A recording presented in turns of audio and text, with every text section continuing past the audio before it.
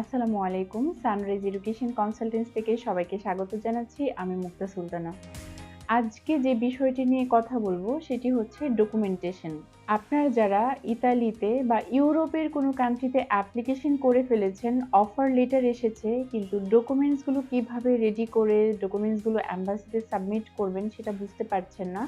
আমরা আপনাদেরকে আজকে কিভাবে ডকুমেন্টস রেডি করতে হবে, কিভাবে কি ডকুমেন্টস গুছাতে হবে সেই সম্পর্কিত বিস্তারিত গাইডলাইন প্রদান করব। প্রথমে আপনাকে যে ডকুমেন্টসগুলো রেডি রাখতে হবে সেটা হচ্ছে আপনার একাডেমিক ডকুমেন্টসগুলো।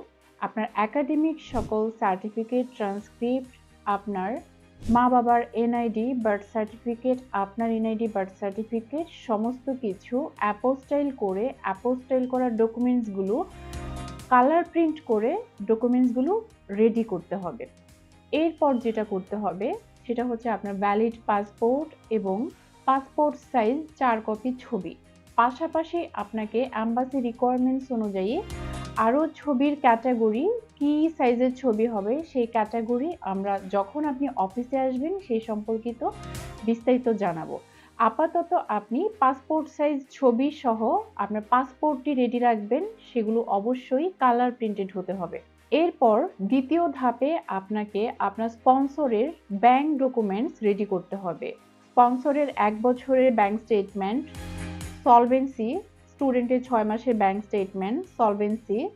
যদি স্পন্সর বিজনেসম্যান হন সেই ক্ষেত্রে স্পন্সরের বিজনেস রিলেভেন্ট ডকুমেন্টসগুলো যেমন TIN certificate, BIN certificate, trade licence সহ ব্যাংক রিলেভেন্ট যদি কোনো কারেন্ট অ্যাকাউন্ট বা সেভিংস অ্যাকাউন্ট থাকে সেই ব্যাংকগুলোর 1 বছরের ব্যাংক স্টেটমেন্ট এবং সলভেন্সি।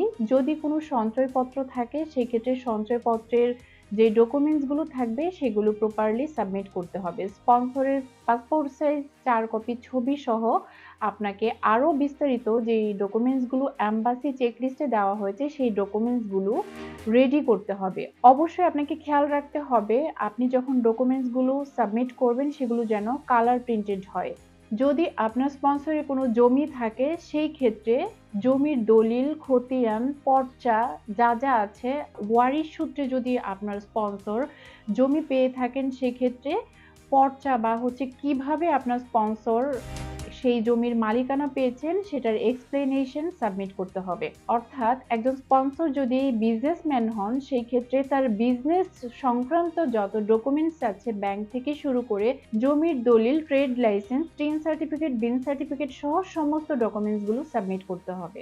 আর স্পন্সর যদি সার্ভিস হোল্ডার হন সেই ক্ষেত্রে তার জব রিলেভেন্ট যত ডকুমেন্টস আছে সমস্ত ডকুমেন্টসগুলো সাবমিট করতে হবে। এর মধ্যে salary documents, pay slip, sponsor কি চাকরি করছেন, কোন ডিপার্টমেন্টে চাকরি করছেন সেই নিয়োগকৃত ডিপার্টমেন্টের নিয়োগপত্র, পে স্লিপ, স্যালারি ডকুমেন্টস সহ স্যালারি অ্যাকাউন্ট, সেভিংস অ্যাকাউন্ট যদি থাকে এই ডকুমেন্টসগুলো সাবমিট করতে হবে। সার্ভিস হোল্ডার স্পন্সরের ক্ষেত্রেও কিন্তু একইভাবে পাসপোর্ট সাইজ ছবি, অবশ্যই ছবিগুলো ম্যাট পেপারে হতে হবে। ম্যাট পেপারের ছবি কোত্থেকে নেবেন অনেকেরই প্রশ্ন থাকে। আপনার যে কোনো স্টুডিওতে যাবেন, যেখানে ল্যাব আছে সেখান থেকে যখন ছবিগুলো প্রিন্ট করবেন বা স্টুডিও পার্সনকে বলে দিলেই হবে যে ম্যাট পেপারের ছবিগুলো নিতে চাচ্ছি, তারা আপনাকে ম্যাট পেপারে ছবিগুলো প্রিন্ট করে দিবে।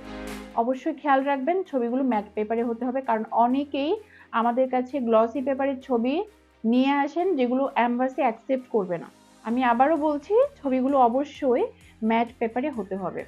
এম্বাসি স্লট বুকিং এর জন্য এই সব ডকুমেন্টস সহ আরও কিছু প্রয়োজনীয় ডকুমেন্টস আপনার লাগতে পারে, যেটা এম্বাসি চেক লিস্ট অনুযায়ী আমরা আপনাকে বিস্তারিত গাইডলাইন প্রদান করব। ডকুমেন্টেশন সম্পর্কে আরও বিস্তারিত জানতে আমাদের স্ক্রিনে দেওয়া নাম্বারে কল করুন অথবা আমাদের এক্সপার্ট কাউন্সিলরগণের সাথে কথা বলতে সরাসরি অফিস ভিজিট করুন। স্টাডি অ্যাব্রোড সম্পর্কিত আরও বিস্তারিত জানতে আমাদের ফেসবুক পেজ, ইউটিউব চ্যানেল এবং ওয়েবসাইট ভিজিট করতে পারেন। সেখানে স্টাডি অ্যাব্রোড সংক্রান্ত বিস্তারিত ভিডিও দেওয়া আছে। আজকে এ পর্যন্তই। অন্য কোনো দিন অন্য কোনো টপিক নিয়ে আপনাদের সামনে আবারও হাজির হব। সে পর্যন্ত সবাই ভালো থাকবেন।